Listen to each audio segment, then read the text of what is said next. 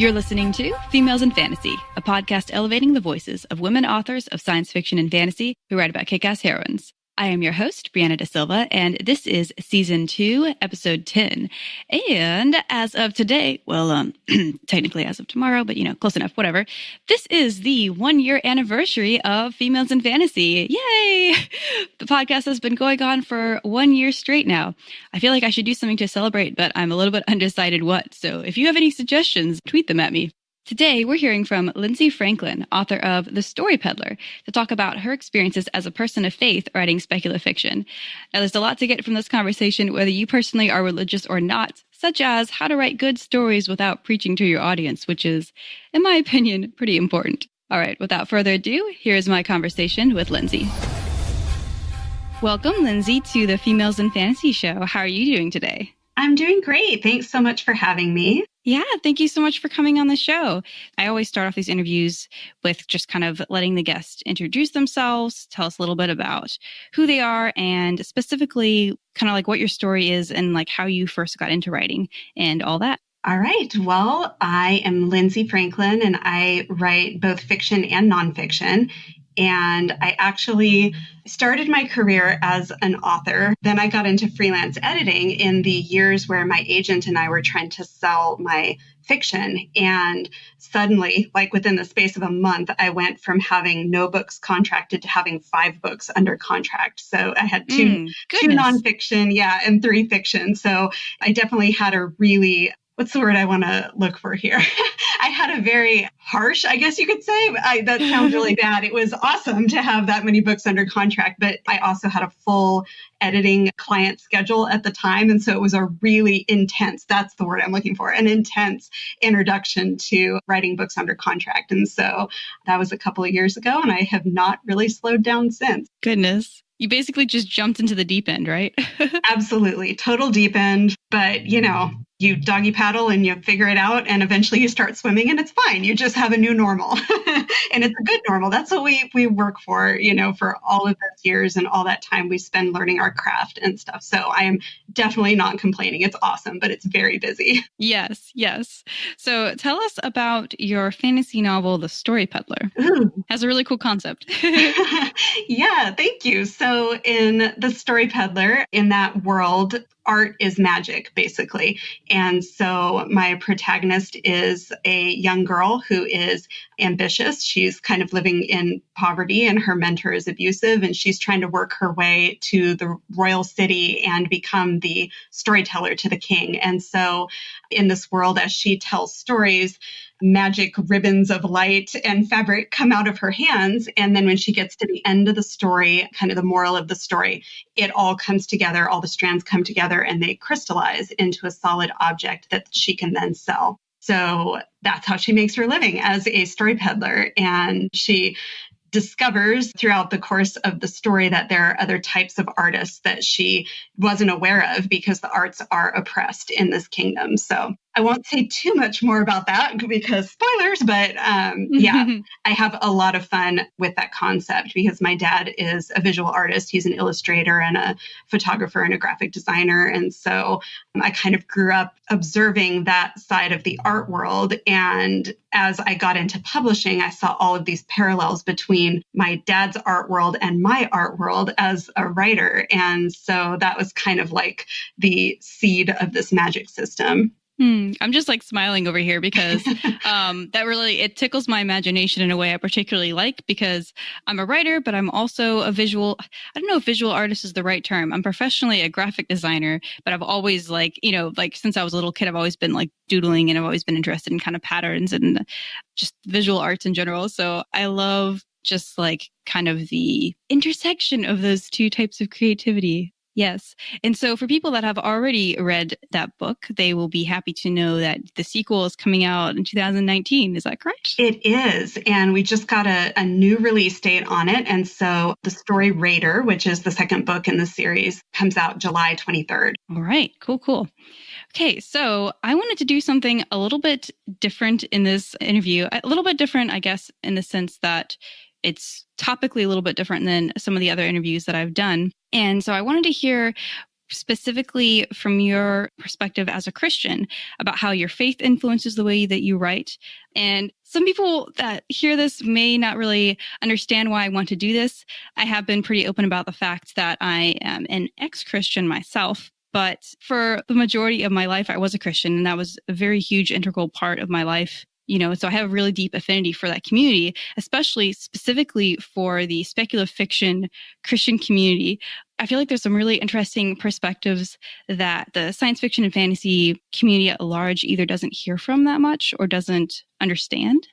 Yeah, so I really appreciate you coming on to talk with me about this. Absolutely. It's a pleasure and an honor, really, to be able to kind of speak to this a little bit, because I know that we're a very small community, perhaps, but a very passionate one, Christian speculative fiction writers. And so I'm just super honored to be here and to discuss this with you. So, awesome. Well, yeah, a great example of that community is Realm Makers, which is where you and I met in person, actually. That was in 2017, I think. Does that sound right? I think so. That sounds right. Yeah. And so one of the things probably that stuck out to me most about kind of the theme of that event was this feeling that a lot of people in that community have of kind of being weirdos wherever they go, where they don't really fit in among other Christians and they don't really fit in among other fantasy writers. Mm-hmm. So do you relate at all to that feeling? I really do understand that feeling a lot. And it's kind of broader than just publishing specifically, but I will talk about publishing first. So in Christian publishing as an industry, romance is really the big genre seller. And I know that's true in, the general market as well.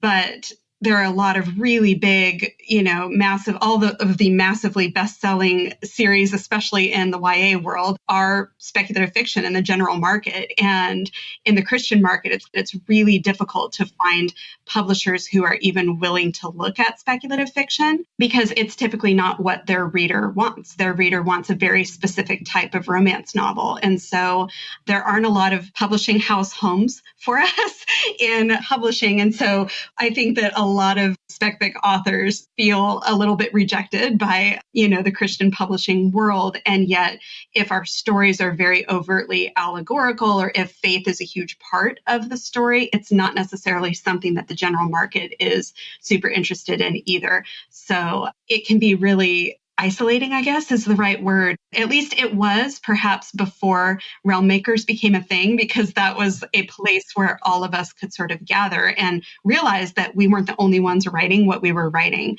And it does kind of branch out beyond just publishing too, where, in a church setting, there's still a significant number of American Christians specifically who really feel strongly that fantasy is dangerous, not something that we should be writing as people of faith. And so it's not just publishing. Sometimes we're also rejected by the church world at large. And so that can be really difficult. Yeah, it's interesting. I'm going to come to that topic about kind of how Christians react to fantasy a little bit later, but it's kind of interesting how the broader community is resistant to like overt allegorical things, because some of the I think about Chronicles of Narnia being like one of the the most classic fantasy stories, and Lord of the Rings was not allegorical, I don't think. I think sometimes people apply that to it, but you can still see a lot of Tolkien's worldview and kind of the way that he sees good and evil and whatnot. It does enter into there.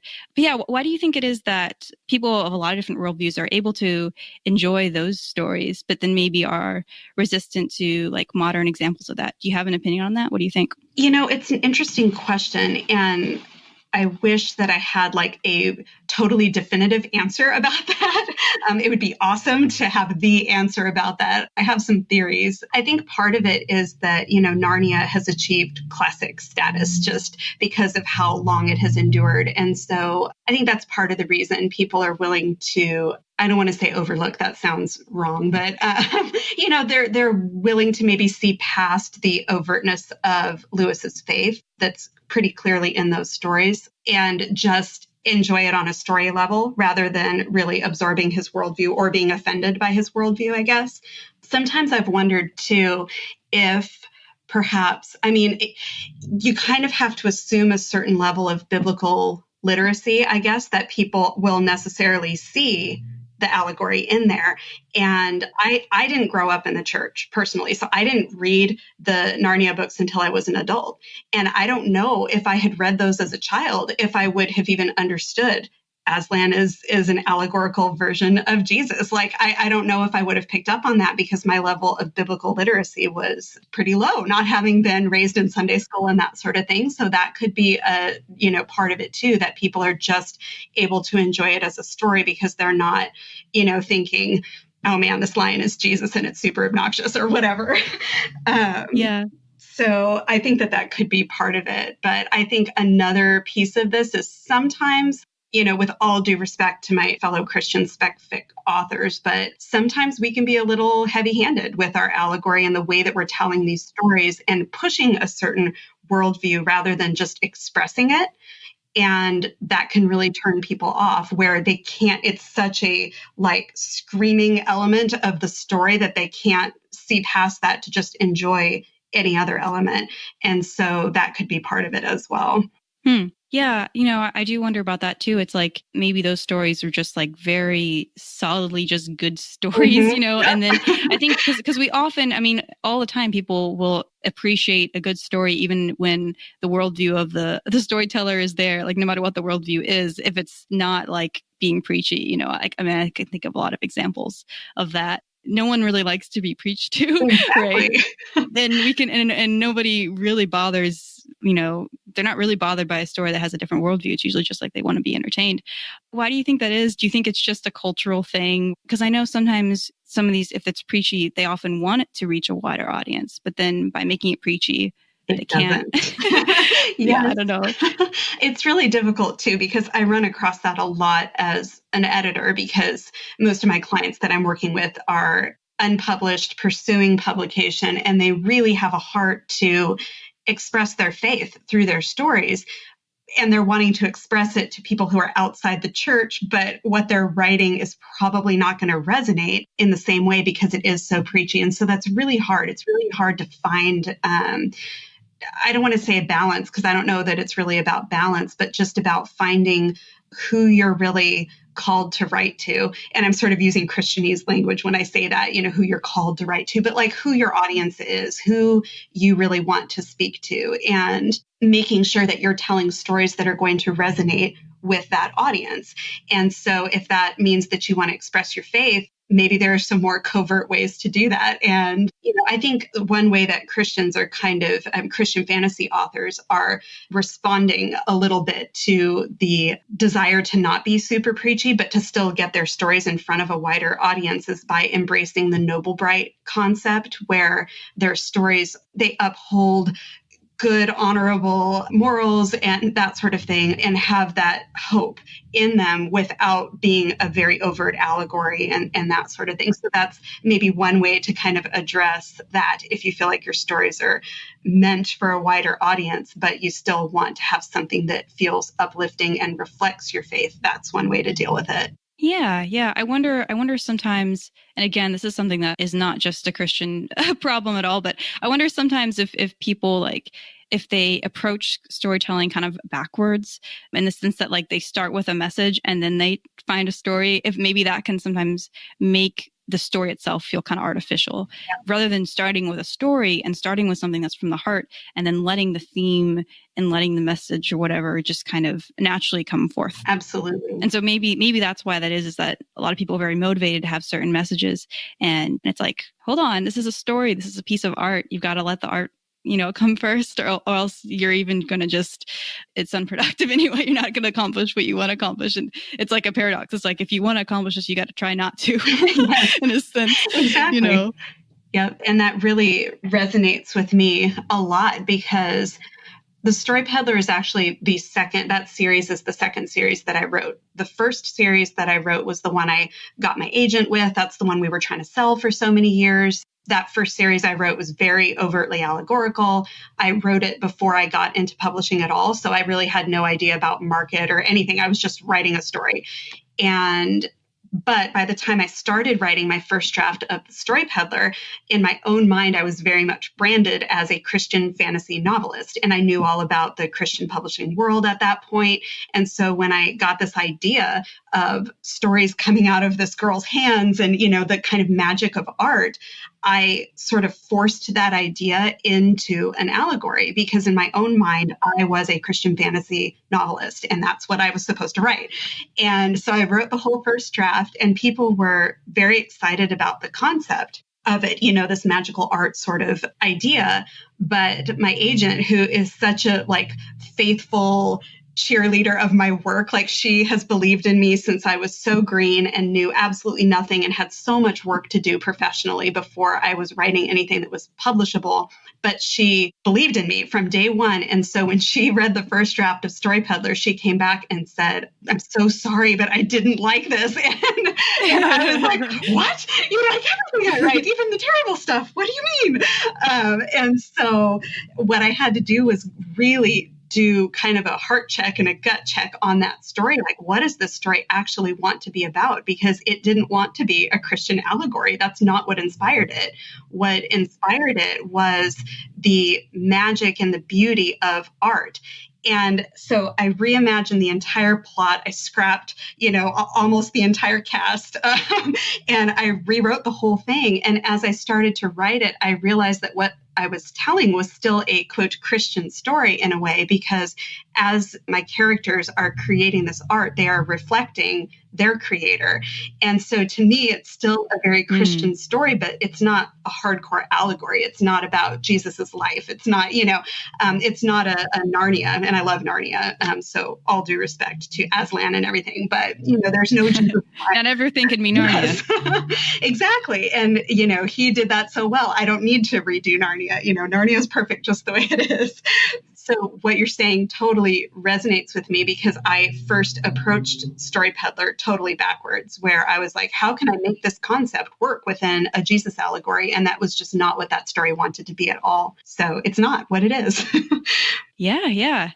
So what do you wish, and I don't know if this is the best way to phrase it, but I'm going to say kind of fundamentalist Christians, the ones specifically who think fantasy is evil or blasphemous. What is it that you wish they understood about your work or about the genre of fantasy as a whole? I mean, I do understand where they're coming from. So I never want, when I sort of, forgive the phrase, but when I evangelize for fantasy to these people, I never want them to feel like I'm judging them because I understand where they're coming from and why they feel the way they do. However, I think there's a fundamental misunderstanding about what witchcraft is and what I'm writing about and what most fantasy novelists are writing about, Christian or not. Most of us are not writing about the type of witchcraft that the Bible is speaking about. So I think there's a little bit of a fundamental misunderstanding there. But I always tell people that my stories, no matter how wild or out there or imaginative or fantasy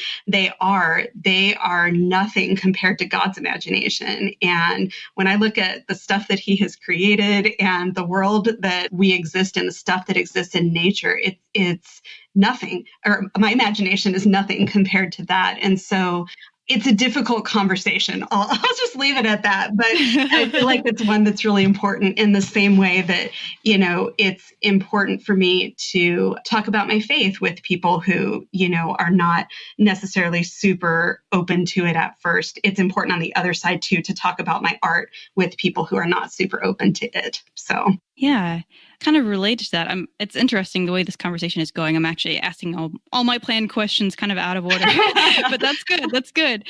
So when you talk about kind of your justification for writing that genre, from your own worldview, do you think that there are, I'm going to say advantages and or any disadvantages that come from being a person of faith and writing imaginative speculative fiction? So, or to put that question in another way, does that amplify your creativity, or does it ever hem it in some ways?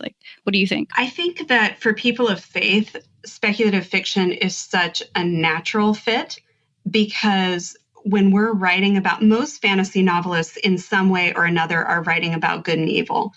And when people of faith write about those things, we're writing about things that we believe in on some level, that, there is a supernatural world, it's sort of ironic, really, that sometimes Christians are very closed off to speculative genres because we literally believe in a supernatural world that, that it exists. And so it's kind of funny when, as a community, we're like, no, we can't talk about fantasy or anything that is speculative at all. So I think that in some ways it's a very natural fit for people of faith.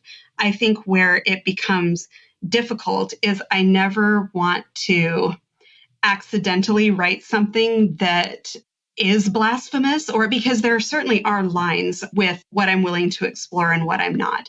And so I always want to stay within what I believe God would want me to do, if that makes sense. So there are certainly boundaries that I try to put on what I write, and certain things that I don't want to, that I feel I can write about, but don't necessarily want to glorify.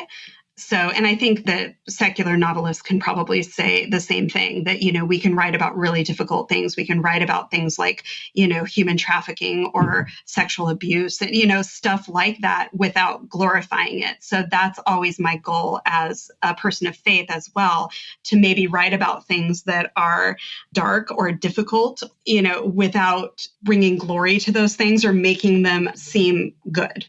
Yeah, I feel that may be partly the root reason why certain kinds of Christians are very uncomfortable with speculative fiction. Maybe because, obviously there's no like single version of Christianity. There are so many different denominations, and there's so many different kind of individual, I want to say, interpretations and experiences of that. And so where those boundaries lie does vary a lot. And so I think that's sometimes maybe where that disconnect happens, is that some people, they need to have certain, like what the lines are for blasphemy, I guess, are maybe a little bit more rigid. And so that makes them very uncomfortable. But yeah. So for that other question that I asked earlier, I'm going to ask the flip side of that now. What do you wish secular fantasy writers and readers understood about your work or about Christian writers in general? I really wish that, how do I want to phrase this? I wish that people understood that just because I'm a person of faith, it does not mean that through my stories or really anything that I say or write or do, that I'm trying to shove my faith down anybody's throat. It's fundamental to who I am and the way that I live. So it's one of those things I kind of can't help but talk about. But as I said, I didn't grow up in the church. And so I understand what it's like to be on the outside of it too. I'm not a, born into Sunday school kind of a person. And so that's just not my history. It's my kids' history, but that's not my story. So I'm never approaching people like with a mallet, either as a person or with my stories. That's never how I want to do things. So I guess I wish there was maybe a little bit more openness to read stories like mine. And, so many of my colleagues who are Christians writing fantasy as well, because I think for most of us, we want to express our faith in our stories and in our lives, but not hammer people with it. And so I think that the merits of our stories can kind of stand on their own. And so I do wish there was a little more openness for people to maybe try some of them, even when it's a Christian publisher or when the author is when it's obvious that they're a Christian from their social media presence or what have you. It's very obvious for me if people ever research me, even though Story Peddler isn't like a hardcore Christian book. My nonfiction books are devotional books for teen girls. And so my faith is very out there. It's easy for them to find out. It's not, I'm not hiding anything anywhere. So, people know. So it's like, okay, maybe the Devo books are not for you, and that's okay. But give my fantasy a try, because you might just enjoy the story. And I really have gotten good feedback from secular readers, which is just so awesome. I love that. I love when I see someone who's not from, my little sphere, who's out there reading my book, who found it at the library in the YA section or whatever. That just makes my heart so happy. It's awesome. And on that note, I'm going to say for anyone listening, this is kind of my own opinion, but if they're looking for those kinds of, shall we say, not the preachy and kind of Christian fantasy and speculative fiction stories, the ones that are really really good. A good place to look is Enclave. That's I feel like one of the best Christian, maybe it's actually the only one. Is that the only publishing house for speculative fiction that's Christian, that's specifically for speculative fiction. Yes. Is at least. Yes. Only like, I'm going to say mid-sized publisher or imprint that is specifically for speculative fiction. Thomas Nelson puts out some great stuff, like Mary Weber's stories and Nadine Brandis and Sarah Ella. They're with Thomas Nelson, and that's a huge publisher. But they have just their little group of spec authors. And then there are some great indie houses out there popping up because there was such a void, kind of. It was Enclave and then a handful of authors at a few of the major Christian publishing houses and then nothing. And so some really good small presses have popped up over the last few years, which I just love to see, because when I got into the business in, I guess, 2010, none of them existed and there was just nothing. So that's really cool. But yeah, Enclave stories are great. I love my publisher. What's the experience been like being an Enclave author? It's super cool. I love being an Enclave author. We're big enough that it feels like a publishing house, but we're also small enough that I call my, fellow authors they're my pub siblings, because, we're pub house siblings. It's like, I know all of them. We're all friends. And so even if we didn't know each other before we were published at Enclave, you communicate with each other and kind of become close. So it's really cool. And, I love my editor there. So yeah, Enclave is awesome. That sounds like a really good dynamic when you have, it's like not too big and not too small. It's like the best work climate too, in my opinion. Well, I guess that is a work climate. That's just, my mind just was blown. All right. Well, well, this has been such a pleasure. Thank you again so much for being on the show. Thank you so much for having me. One more thing, before I forget, how can people keep up with you and follow your work? Oh, perfect. Well, you can find me at my website. That's lindsayafranklin.com. But if you want to keep up with me a little more regularly, I'm on Instagram. I'm a bookstagrammer, sort of. And so I love that community on Instagram. I'm at LINZYA Franklin on Instagram and Twitter. I tweet occasionally. Awesome. And I'll put that in the show notes as well in case anyone missed it. Awesome. That was my conversation with Lindsay Franklin. Reminder, there is a second Females in Fantasy podcast. Yes, a second one. It is called The Epilogues.